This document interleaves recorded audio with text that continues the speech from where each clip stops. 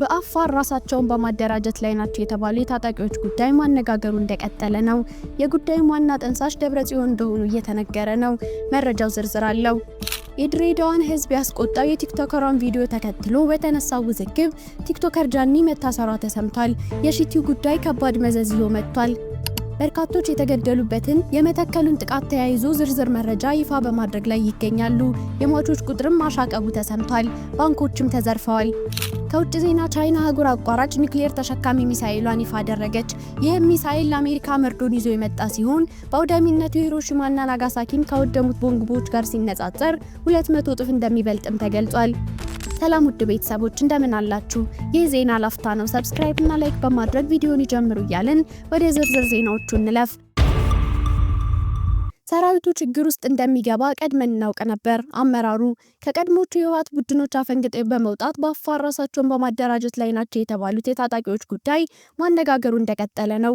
እነዚህ ታጣቂ ኃይሎች በፕሪቶሪያ ስምምነት መሰረት የህወሓት ተዋጊዎች በመባል የሚታወቁ ናቸው። በፌዴራል መንግስት በኩል የተቋቋመው ብሔራዊ ተሃድሶ ኮሚሽን እነዚህኑ ታጣቂዎች የቀድሞ ተዋጊዎች በማለት ይጠራቸዋል። በህወሓትና በአንዳንድ የትግራይ ፖለቲከኞች ደግሞ አሁንም ድረስ የትግራይ ሰራዊት ወይም ቲዲኤፍ በሚል እየተጠሩ ይገኛሉ። ከህወሓት አመራሮች መካከል ጋር በተያያዘ ታጣቂዎቹ ለሁለት የተከፈሉ ሲሆን የዚህም መነሻ ችግር ነው የሚባለው በአቶ ጌታቸውና በዶክተር ደብረጽዮን የህወሓት ክፍፍል ወቅት የታጣቂዎቹ አመራሮችም ድጋፋቸውን ለውጠው ደብረጽዮንን ማለታቸው ነው። ከዚህም ጋር በተያያዘ የተወሰነው ኃይል ወደ አፋር በመግባት በህወሓት ላይ ነፍጥ ያነሳ መሆኑን መነገር ከጀመረ ዋላ ደር ብሏል። የትግራይ ነጻነት ፓርቲ በመባል የሚታወቀውና መሰረቱ ትግራይ አድርጎ የሚንቀሳቀሰው ፓርቲ ሊቀመንበር የሆኑት ዶክተር ደጀን መዝገብ በአንድ የበይነመረብ ሚዲያ ጋር ባደረጉት ቆይታ በዚሁ ዙሪያ ሰፋ ያለ ማብራሪያ ሰጥተውበታል። አሁን የተፈጠረው የሰራዊት ችግር እንደሚፈጠር እኛ አስቀድመን ተናግረን ነበር ሲሉ ማብራሪያቸውን ሰጥተዋል። ሊቀመንበሩ በዚህ ማብራሪያቸውን በህወሓት መከፋፈል ወቅት ጉባኤ ካደረገው የህወሓት ወገን እንቃወማለን በማለት መግለጫ ያስነገሩ የትግራይ ሰራዊት አመራሮች ፈጽሞ ትክክል አልሰሩም። ሰራዊቱ ከፖለቲካ ገለልተኛ ሆኖ መቀጠል ነበረበት። ይህ ሰራዊት የትግራይ ህዝብ እንጂ የፖለቲካ ፓርቲ ንብረት አይደለም ሲሉ ማብራሪያቸውን ሰጥተዋል። በትግራይ ያሉ ወታደራዊና ፖለቲካዊ አመራሮች ለሁለት ተከፍለዋል። አሁን ትግራይን ተቆጣጥሮ ያለ የህወሓት ኃይል በየጊዜው ሲከፋፈል ከርሞ በመጨረሻም የደብረጽዮንና የጌታቸው ቡድን በሚል ለሁለት የተከፈለበት ሁኔታ ተፈጥሯል። ይህ በትግራይ አዲስ ፖለቲካዊ ምዕራፍን ያስከተለ ነው። ይህ ሁኔታ የትግራይ ሰራዊት በተለያየ አቅጣጫ እንዲከፋፈል አድርጓል ሲሉም ነው ያከሉት።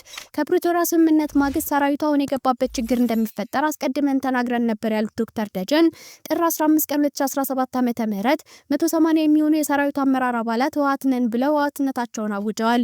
ይህ ወንጀል ነው። አንድ የህወሓት ቡድን እንዲደግፋለ ብሎ አንድ የሰራዊት አመራር አዋጅ ሲያውጅ ያን ጊዜ ነገሩ ያበቃል ሲሉ ነው የተናገሩት። ህወሓት በፈረመው የፕሪቶሪያ ስምምነት በአንድ ሀገር ሊኖር የሚገባው አንድ ሰራዊት ብቻ ነው ቢልም አሁንም ድረስ ከታጣቂዎቹ ስም አጠራር ጀምሮ ያሉት ሁኔታዎች ግን ስምምነቱን የተከተለ ሆኖ አይታይም። የወጣቷ ቲክቶከር አነጋጋሪው ስር በቲክቶክ በተላለፈ ቪዲዮ ተከትሎ በተነሳው ውዝግብ ታዋቂዋ ቲክቶከር መታሰሯ ተሰምቷል። ስመኝ ገብሩ በቲክቶከር ስሟ ደግሞ ጃኒ በድሬዳዋ ሴቶች ስለሚለብሱት ሺቲ በተመለከተ በቀጥታ ስርጭት ላይ የተናገረችው ንግግር የመታሰሯ ምክንያት ሆኗል።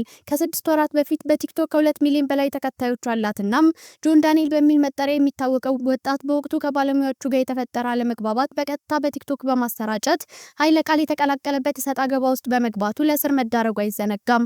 በሌላ አወዛጋቢ ጉዳይ የተከሰተችው ሌላኛው ቲክቶከር ጉዳይ በተመለከተም በራሷ ቲክቶክ ገጽ ላይ በጣም ተሳስቻለሁ በማለት ይቅርታ የጠየቀች ቢሆንም ጉዳዩ ወደ ህግ ማምራቱን የተገለጸው በድሬዳዋ ከተማ አስተዳደር ፖሊስ ከሳሽነት በትናንትናው ዕለት ሐሙስ ግንቦት 29 ቀን በአዲስ አበባ ቁጥጥር ስር መዋሏን የተገለጸው ወጣቷ ስመኝ ገብሩ ወይም ጃኒ የይቅርታ ቪዲዮ ሰርታ ቢሆንም ይቅርታው ግን ተቀባይነት አላገኘም። ጉዳዩ ወደ ህግ ተመርቷል። በቁጥጥር ስር መዋሏ ከተሰማ በኋላ ክሷ ወደ ድሬዳዋ ፖሊስ ተመርቶ እዛው ሊታይ እንደሚችል ነው የተገለጸው።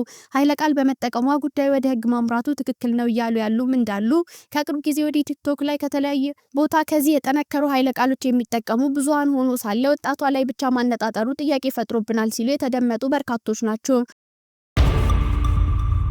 በርካቶች በተገደሉበት የመተከሉ ጥቃት ተያይዞ ዝርዝር መረጃዎች ይፋ በመደረግ ላይ ይገኛሉ። የሟቾች ቁጥር ማሻቀቡም ተሰምቷል። በትናንትናው ዕለት ይህንኑ ጥቃት በተመለከተ ከተሰሙ መረጃዎች በኋላ የሟቾች ቁጥር ማሻቀቡን ያመለከቱ መረጃዎች ተጋርተዋል። በቤንሻንጉል ጉሙዝ ክልል መተከል ዞን ቡለንና ድባጤ ወረዳዎች ታጣቂዎች በፈጸሙት ጥቃት የሟቾች ቁጥር ከ20 በላይ ሊሆን እንደሚችል ነው የተመለከተው። የሀገር ውስጥ የዜና ምንጮች በጉዳዩ ላይ ባስነበበው ዘገባ ጥቃቱ የተፈጸመው መንግስት ሸኔ ብሎ በአሸባሪነት የፈረጀውና ራሱን የኦሮሞ ነጻነት ሰራዊት ብሎ የሚጠራው ቡድን መሆኑን የአካባቢው ነዋሪዎች በማድረግ አመልክተዋል። እንደ ዘገባው ታጣቂ ቡድኑ ጥቃቱን የፈጸመው በቡለን ወረዳ ቡለን ከተማና በድባጤ ወረዳ በርበር ቀበሌ በተመሳሳይ ሰዓት ነው። በቡለን ከተማ 13 ሰዎች መገደላቸው የተገለጸ ሲሆን ግማሽ ያክሉ ሰላማዊ ሰዎች ናቸው። ቀሪዎቹ ደግሞ የቤኒሻንጉል ጉሙዝ ክልል አድማ ብተና አባላት መሆናቸውን የተገለጸው። ከቡለን በቅርብ ርቀት ላይ የምትገኘው በርበር በተባለ ቦታ በተፈጸመ ጥቃት ቢያንስ 5 ሰዎች መገደላቸውን የተለያዩ ዘገባዎች ጠቁመዋል። በሁለቱ ቦታዎች ላይ በተመሳሳይ ሰዓት ጥቃት የተፈጸመው ትናንት ግንቦት 29 2017 ዓ.ም ማለዳ 11 ሰዓት ተኩል እንደነበር ለማወቅ ተችሏል። ታጣቂ ቡድኑ ከ2 ሰዓት በላይ በቦታው ላይ መቆየት የተገለጸ ሲሆን ዘረፋዎችን ፈጽሞ በራሱ ጊዜ ወጥቷል ተብሏል። በተለይ በቡለን ከተማ የኢትዮጵያ ንግድ ባንክ በዘረፉን የወረዳው ፖሊስ ምንጮች ጠቁመዋል። ታጣቂዎቹ ጥቃት ፈጽመውና ዘርፈው ከወጡ በኋላ መከላከያ ወደ አካባቢው ማቅናቱ ተሰምቷል። መከላከያ በአካባቢው ሲደርስ ነገር ሁሉ ካበቃና ታጣቂ ቡድኑ ወደ መጣበት ከተመለሰ በኋላ መሆኑን ነዋሪዎቹ ገልጸዋል። ጥቃቱን በተመለከተ ትናንት ማምሻውን አጭር መረጃ የቡለን ወረዳ የመንግስት ኮሚኒኬሽን ጽህፈት ቤት በከተማይቱ በሰው ሕይወትና በንብረት ላይ ጉዳት ያደረሰው ጽንፈኛ ቡድን ነው ብሏል። የወረዳው አስተዳደር አቶ ነመራ ማሩ ጽንፈኛ ቡድኑ ወደ ከተማይቱ በመግባት የሰው ሕይወት የማጥፋት ድርጊቶችን መፈጸሙ ለጽህፈት ቤቱ ገልጸዋል። ወደ ውጭ ዜና ስናልፍ ቻይና አህጉር አቋራጭ 7500 ማይል የሚምዘገዘግ ዲኤፍ5 ኒውክሌር ተሸካሚ ሚሳኤሏን ይፋ አደረገች። የቻይናው ዲኤፍ5 የኒውክሌር ጦር መሳሪያ 7500 ማይል ርቀትና 4 ሜጋቶን ቲኤንቲአርዲቲ የኒውክሌር ፈንጂ የመያዝ አቅም አለው የተባለ ሲሆን ሚሳኤሉ ሂሮሺማና ናጋሳኪን ካወደሙ ቦምቦች የአውዳሚነት ኃይሉ 200 እጥፍ እንደሚበልጥ ተገልጿል። ምንም እንኳን የቻይና መንግስት የኒውክሌር መርሃ ግብሯን በሚስጥር ብትይዝም የመንግስት ብሮድካስት ሲሲቲቪ የተሻሻለውን ዲኤፍ5 ኢንተራጉንታል ባሊስቲክ ሚሳኤል ቁልፍ ዝርዝሮችን ይፋ አድርጓል። ፕሬዝዳንት ሺ ጂንፒንግ ቀደም ብሎ በሰጡት በጋዜጣዊ መግለጫ የቻይና የጦር መሳሪያ ራስን ለመከላከል ነው ሲሉ ተናግረው የነበረ ሲሆን የመንግስት ብሮድካስት ሲሲቲቪ ከመንግስት ደህንነት ቢሮ አገኘሁት በሚል ባወጣው መረጃ በ2015 ለመጀመሪያ ጊዜ የተፈጠረውና ስለተሻሻለው ዲኤፍ5 ኢንተርኮንቲኔንታል አህጉር አቋራጭ ባሊስቲክ ሚሳኤል ዝርዝሮችን ገልጿል። ጋዜጠኛው ከደህንነት ቢሮ ምንጭ ጠቅሶ እንደዘገበው ከሆነ ይህ ሚሳኤል 7500 ማይልስ የሚምዘገዘገው ዲኤፍ5 ሚሳኤል ሃይቴክ ባሊስቲክ ሚሳኤል መልቲ ኢንዲፔንደንትሊ ታርጌቴብል ሬንቴል ቬሂክል ቴክኖሎጂን በአንድ ጊዜ በርካታ የኒውክሌር ጦር ጭንቅላቶችን እንዲይዝና እንዲለቅ ተደርጎ የተሰራ ሲሆን በተለያዩ ቦታዎች ላይ የተለያዩ ኢላማዎችን የሚመታ እስከ 10 ቦምብ ተሸካሚ ነጠላዎችን በመልቀቅ በተመሳሳይ ሰዓት 10 ቦታዎች ላይ ጥቃት ማድረስ ይችላል ብሏል።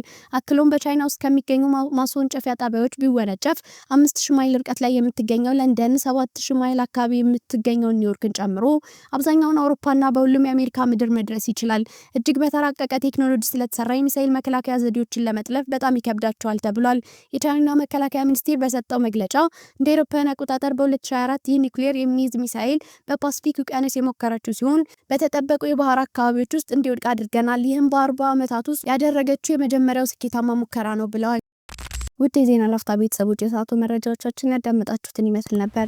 ስለተከታተላችሁን እያመሰገንን ቻናላችንን ሰብስክራይብ በማድረግ ቤተሰብ እንድትሆኑ እየጋበዝን በዚሁ ተሰናበትን። ጤና ይስጥልን።